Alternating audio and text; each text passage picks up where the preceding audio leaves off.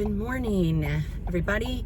So I am on my way to my second No Kings protest. Definitely, I think more like my fourth protest, but second No Kings. And wanted to just maybe address some of the legitimate, I guess, confusion and questions that you always hear from people when you talk about, I'm not going to be available for that this weekend. I'm going to this No Kings. And just wondering, so what makes you clear your calendar way ahead of time, which I did this year, and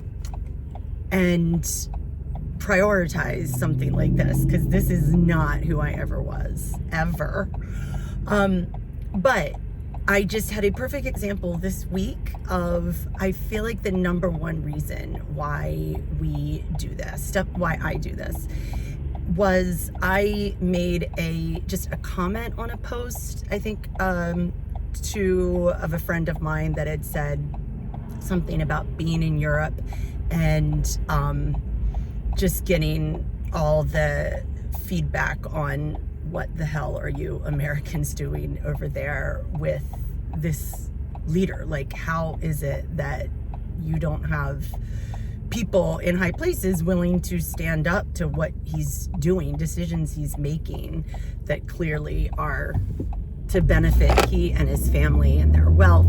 And, this is the whole idea of America, that our people are strong, our democracy is supposed to be something that's admired throughout the world, that the population, the people get the last word. So I commented to her on that and just said, agreed.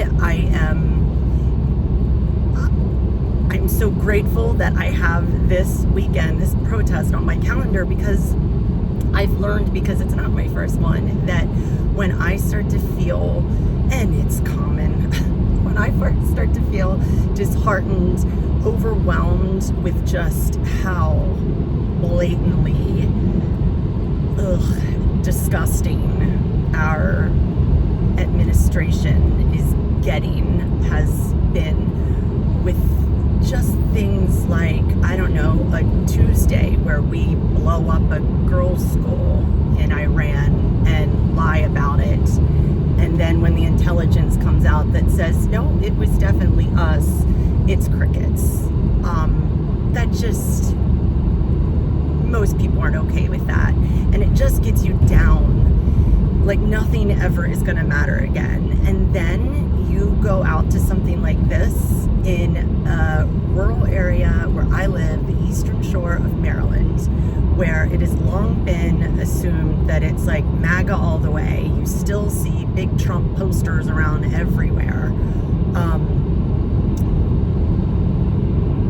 So I just mentioned that I'll be going to this protest this weekend, and that is kind of getting me through. And it just fills me back up.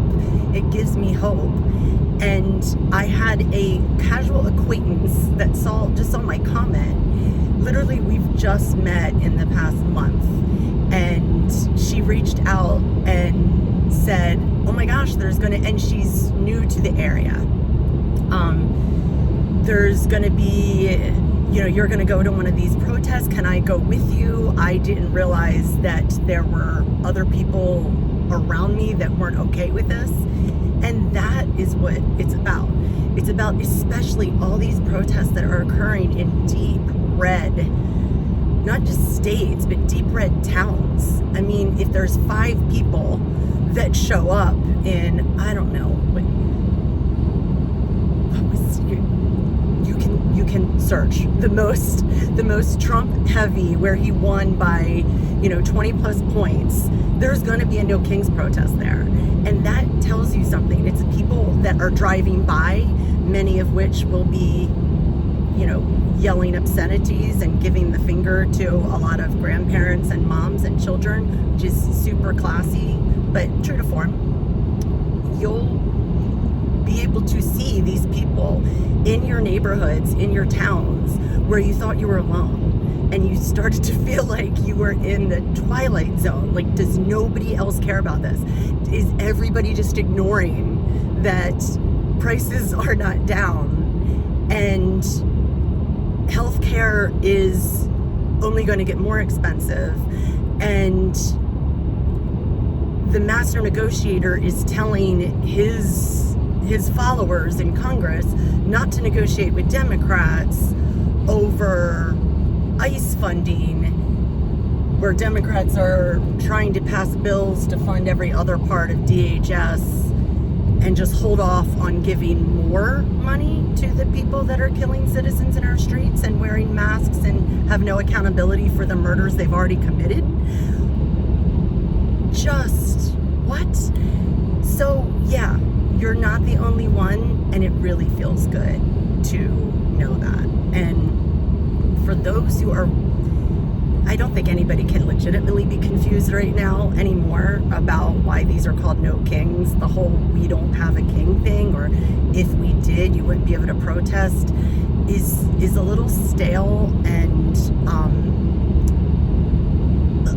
just ignorant, in the sense it's just lacking complete walking around knowledge that the way that dictatorships and authoritarians start is not that they declare themselves king on day one. They are constantly looking for ways to enrich themselves and their family and those close to them. I think that's called an oligarchy, at the expense of all the citizens that they're supposed to be representing. So as things get worse for the population that they're paid to represent, they're getting richer.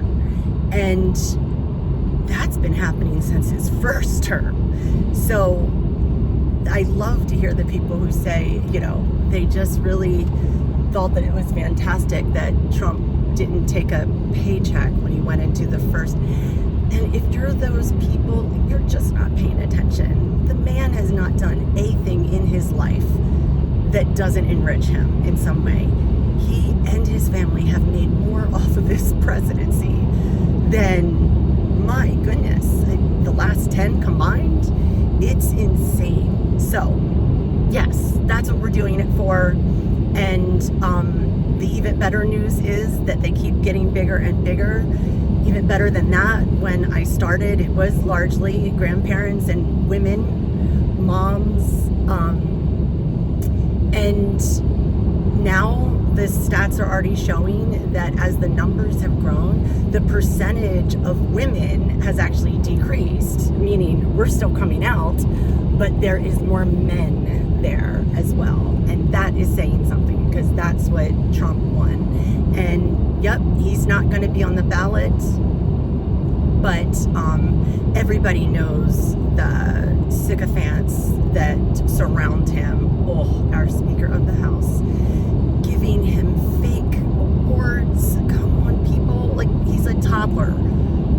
What kind of president of a democracy needs fake awards to make himself feel better while he's blowing up children in foreign countries? What is happening? Okay, I think that's all. I'm gonna have to look for a place to park, but happy No Kings. What are we? I think 3.0. May there be many more. Have a good day.